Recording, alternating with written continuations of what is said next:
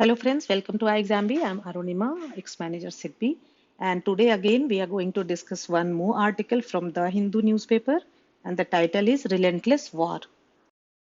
Russia should support the UN Secretary General's peace mission and end the attacks. So ये article clear हो गया होगा अभी तक में कि जो रशिया और यूक्रेन के बीच जो वार चल रहा है, जो युद्ध छिड़ा हुआ है, उसके बारे में है. Okay. Over 2 months after Russia's invasion of Ukraine began, the UN Security Council finally managed to issue a statement calling for a peaceful solution and backing the efforts of Secretary General Antonio Guterres in this direction. ठीक है. Russia's invasion मतलब Russia का जो आक्रमण हुआ, जो attack हुआ Ukraine पे लगभग 2 महीने बाद, 2 महीने पहले शुरू हुआ था. अब जो यूनाइटेड नेशन सिक्योरिटी काउंसिल है, उन्होंने एक स्टेटमेंट इशू किया है ये कहते हुए कि इसका पीसफुल सॉल्यूशन कुछ निकलना चाहिए. सो यहाँ पे थोड़ा सा यूएनएससी के बारे में समझ लेते हैं. यूनाइटेड नेशंस सिक्योरिटी काउंसिल, ये यूनाइटेड नेशंस का एक इम्पॉर्टेंट ऑर्गन है और इसका जो काम है, इसको इंश्योर करना होता है इंटरनेशनल पीस एंड सिक्योरिटी. ठीक है. तो इसीलिए अब रशिया और यूक्रेन में युद्ध चल रहा है, तो कहीं ना कहीं इनकी भी जो रिस्पॉन्सिबिलिटी है कि किस तरह से पीस को बरकरार रखा जाए. अभी जो सेक्रेटरी जनरल हैं एंटोनियो गुटरेस, ये 9th सेक्रेटरी जनरल हैं यूएनएससी के और he is a Portuguese politician. कभी कभी इस तरह का भी क्वेश्चन आ जाता है. अगर हम मेंबर्स की बात करें तो टोटल 15 मेंबर्स होते हैं यूएनएससी में, यूनाइटेड नेशन सिक्योरिटी काउंसिल में, जिसमें से 5 परमानेंट और 10 टेम्पररी. ये परमानेंट मेंबर्स नहीं है, ये 2-2 साल के लिए मेंबर्स बनाए जाते हैं. जो 5 हैं वो परमानेंट है, वो हमेशा रहेंगे और उनको वीटो पावर. सो 5 जो परमानेंट मेंबर्स हैं आपको पता होने चाहिए इसमें: China, France, Russia, United kingdom and United states. So United kingdom, United states याद रखना आसान है. इसके अलावा है चाइना, फ्रांस एंड रशिया. ठीक है. तो इसको आप याद रखें. इंडिया भी अभी मेंबर है, टेम्पररी मेंबर. जो नॉन परमानेंट मेंबर होते हैं तो 2-2 साल के लिए होते हैं. अभी ये जो 10 नॉन परमानेंट मेंबर है उसमें इंडिया भी एक है. ओके. सो ये तो हो गया इसका बैकग्राउंड.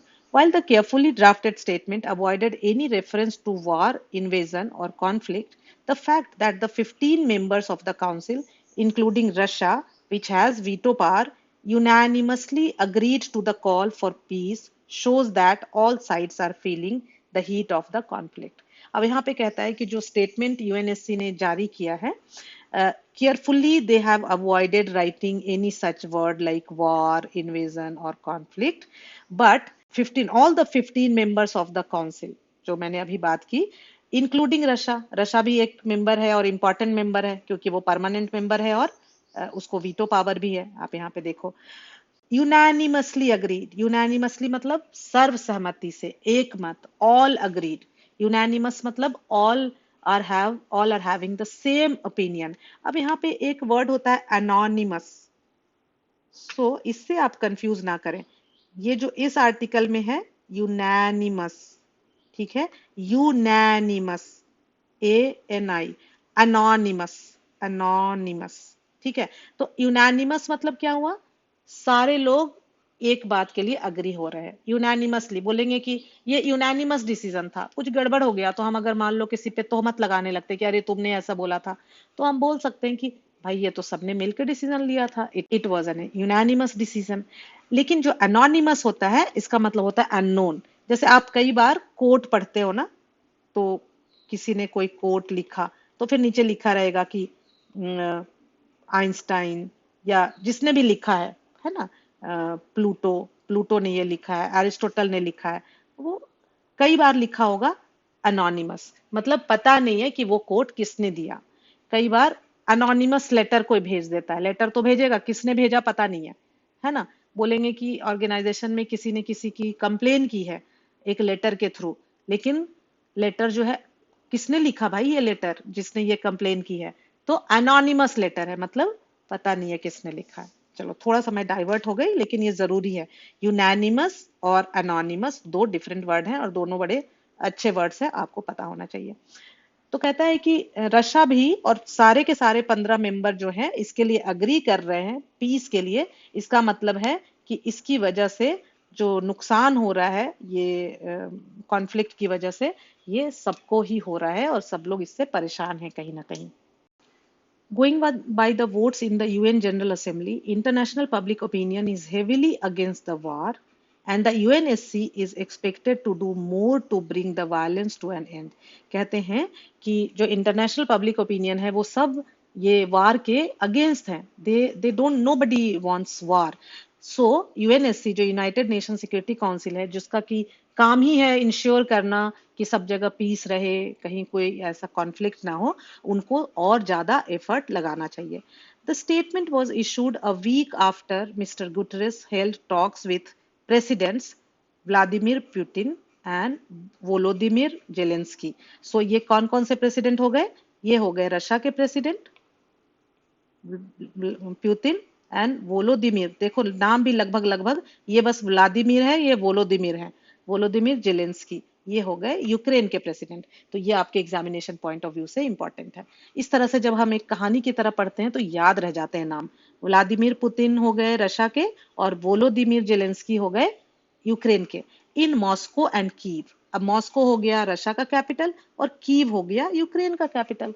तो दोनों कैपिटल और दोनों प्रेसिडेंट्स आपको पता होने चाहिए.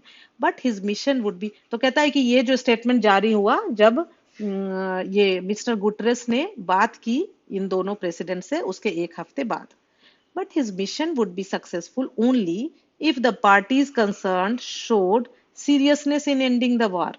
कहते हैं लेकिन वो मिशन जो उन्होंने पीस स्टेटमेंट जारी किया है वो तभी सफल होगा, सक्सेसफुल होगा, जब दोनों पार्टीज, जो भी पार्टीज कंसर्न है, तो यहाँ पे कंसर्न पार्टीज कौन है? यूक्रेन और रशिया.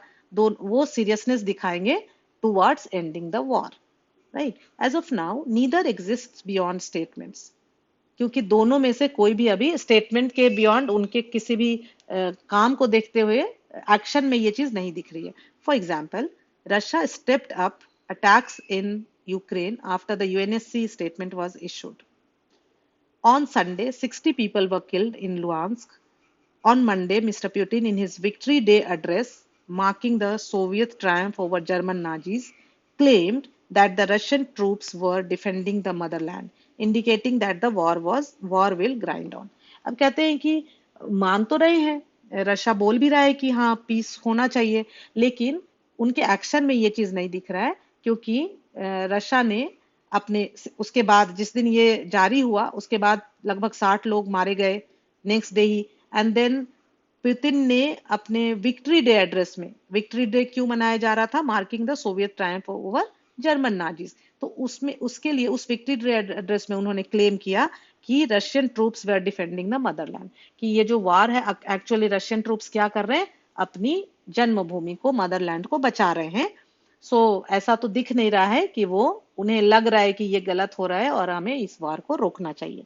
सो एक्शन में नहीं दिख रहा है, ओनली स्टेटमेंट में दिख रहा है. When he ordered the special military operation for what he called the demilitarization and denazification of Ukraine, Mr. Putin must have expected a quick victory.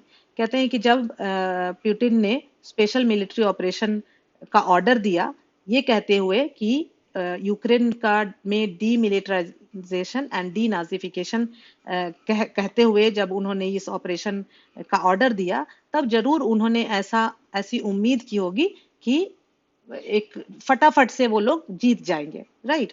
But Ukraine's resistance did not only deny the Russians this but also galvanised western support. लेकिन उनकी ये मंशा सफल नहीं हो पाई, क्योंकि Ukraine ने जो रेजिस्टेंस दिखाया उसकी वजह से ना सिर्फ इतना ही नहीं हुआ कि जो रशियंस के मंसूबे थे वो उस पे सफल हुए, बल्कि जो वेस्टर्न सपोर्ट था वो भी यूक्रेन को मिल गया. गैल्वेनाइज्ड मतलब किसी को कोई एक्शन लेने पे मजबूर करना, है ना, तो परसुएड कर देना या इम्पेल करना कह सकते हैं, किसी को प्रेरित करना. सो इन्होंने वेस्टर्न सपोर्ट भी इनको मिल गया. When Western financial and military aid hardened the Ukrainian resistance, the Russian troops, despite their incremental territorial gains in eastern and southern Ukraine, appeared to have got stuck in the battlefield. अब कहते हैं कि Russia ने तो सोचा था कि फटाफट विक्ट्री हो जाएगी, लेकिन यूक्रेन के रेजिस्टेंस और जो वेस्टर्न सपोर्ट मिला उन यूक्रेन को, उसकी वजह से ये चीज सफल नहीं हो पाया और ये बैटलफील्ड में Russians appear to have got stuck. The stalemate has increased the risk of a wider conflict. Stalemate मतलब कहीं पे आ करके ना एक ऐसी स्थिति बन जाना जहां पे दोनों में से कोई हिलने को तैयार नहीं है और एक एक गतिरोध बन गया, एक डेडलॉक जिसको बोलते हैं, इम्पैस बोलते हैं. सो इस तरह की स्थिति बन गई जहां पे अब वहां से चीजें आगे पीछे को खिसक नहीं रही हैं. स्टेलमेट आप याद रखना, डेडलॉक, इम्पैस, ये कई बार आपको मिलेगा. तो ये स्टेलमेट की वजह से ये कॉन्फ्लिक्ट जो है और ज्यादा बढ़ गया. The US now seems determined to weaken Russia as defence secretary Lloyd Austin had said. अब ऐसा लग रहा है कि यूएस ने, यूनाइटेड स्टेट्स डिटरमिन है कि रशिया को वीक करने के लिए. Russia with its back against the wall. अब back against the wall again, ये बड़ा अच्छा फ्रेज है, आप यूज कर सकते हैं, चाहे कहीं अगर मिले तो आपको समझना है बैक अगेंस्ट द वॉल का क्या मतलब होता है. So to be in a problem, कुछ ऐसी समस्याएं आ जाना जहां से आपको समझ में नहीं आता है कि अब आप क्या करें, बहुत ज्यादा आपके पास ऑप्शंस नहीं होते हैं. सो Russia with its back against the wall, अभी हमने देखा कि वेस्टर्न सपोर्ट की वजह से और यूक्रेन के रेजिस्टेंस की वजह से रशिया ने जैसा सोचा था वैसा हो नहीं पाया और अभी एक तरह से एक डेडलॉक सा क्रिएट हो गया है. सो रशिया के सामने अभी ये समस्याएं हैं. Russia, with its back against the wall, is warning of a third world war with nuclear weapons. So कहता है कि वो अब वार्निंग दे रहा है एक third world war with nuclear weapons का. The possibility of a direct Russia West confrontation makes it the most dangerous moment in global politics since the 1962 Cuban missile crisis. कहता है अब चूंकि वेस्ट इसमें सपोर्ट कर रहा है यूक्रेन को और रशिया को वीकेंड करना चाह रहा है, तो एक तरह से ये दोनों के बीच में, रशिया और वेस्ट के बीच में एक आमना सामना कन्फ्रंटेशन की स्थिति बन गई है और ग्लोबल पॉलिटिक्स के लिए ये एक डेंजरस बात है. If both sides still believe in rational policy making, they should immediately look for an off ramp. So the writer says कि अगर दोनों पार्टी को सच में लगता है कि कुछ रैशनल पॉलिसी मेकिंग, कुछ समझदारी भरा डिसीजन होना चाहिए, तो दोनों को फटाफट से अभी जहां पे हैं वहां से मार्ग छोड़ के अपना रास्ता बदल लेना चाहिए. Russia can not ask for dialogue and peace when continuing to pound Ukrainian cities. कहता है कि रशिया जब खुद ही ऐसा कर रहा है तो वो पीस के लिए और डायलॉग के लिए नहीं कह सकता. It's war machine has slowed down and it is already facing economic and political isolation in Europe. Escalating this conflict, bringing the whole world into danger, does not serve anybody's interest. कहता है इसको escalate करना मतलब किसी चीज को और aggravate कर देना, बढ़ा देना, इस कॉन्फ्लिक्ट को और ज्यादा बढ़ा करके पूरी दुनिया को खतरे में ले आना, किसी का भी इससे कोई भला नहीं होने वाला. Instead, Moscow should immediately end the attacks and support the UN Secretary General's mission of finding a peaceful solution that could address the security concerns of both Ukraine and Russia. कहता है इसकी जगह पे मॉस्को को फटाफट से ये attacks बंद कर देने चाहिए और सपोर्ट करना चाहिए यूनाइटेड नेशन सेक्रेटरी जनरल का जो मिशन है फॉर अ पीसफुल सॉल्यूशन. इससे क्या होगा, ये एड्रेस करेगा इवन सिर्फ यूक्रेन ही नहीं, यूक्रेन और रशिया दोनों कंट्री के सिक्योरिटी कंसर्न्स को भी एड्रेस करेगा. So this was the article. I hope कि आपको बात समझ में आई होगी. देखो इस तरह से अगर हम थोड़ा सीखते चलेंगे छोटे छोटे आर्टिकल से. अब आप इस आर्टिकल को पढ़ना, ये हमने सेशन किया, अब आप इस आर्टिकल को पढ़ोगे तो अब आपको इसमें जो इंपॉर्टेंट वर्ड्स है वो भी पता है कमोबेश, और एक आपको बैकग्राउंड भी मिल गया है, तो अब इसको पढ़ने में आपको मजा आएगा. सो आपको उस लेवल तक जाना है जहां पे आपको मजा आने लगे इन एडिटोरियल्स को पढ़ने में. फिर नेक्स्ट स्टेप क्या होगा कि इसके कुछ पॉइंट्स आप अपने एसे राइटिंग वगैरह में यूज कर पाओगे. So it will help, it helps, definitely it helps, लेकिन आपको कंटिन्यूअसली करना है, कंसिस्टेंट रहना है. साथ ही साथ मैं कहूंगी कि जरूर आप कमेंट सेक्शन में जरूर आप बताया करें, क्योंकि ये मैं हर वीडियो में बोलती हूँ कि ये वन वे कम्युनिकेशन नहीं होना चाहिए. सो पिछले वीडियो में भी मैंने एक क्वेश्चन पूछा था, कुछ लोगों ने आंसर लिखा है, लेकिन I expect more answers, and आपके तरफ से थोड़ा सा वो प्रोएक्टिव अप्रोच होना चाहिए. राइट, अब देख लेते हैं क्वेश्चंस. सो यहाँ पे 5 क्वेश्चंस हैं जिसमें ब्लैंक्स हैं और यहाँ पे कुछ वर्ड्स आप देख पा रहे हो. इन्हीं में से कोई ना कोई वर्ड यहाँ फिट होगा, और ये सारे वर्ड्स हमने अभी अभी इस आर्टिकल में डिस्कस किए. In the meantime the state of affairs was not that of a truce but of a. अब यहाँ पे ट्रूस की मीनिंग भी हमें पता होनी चाहिए.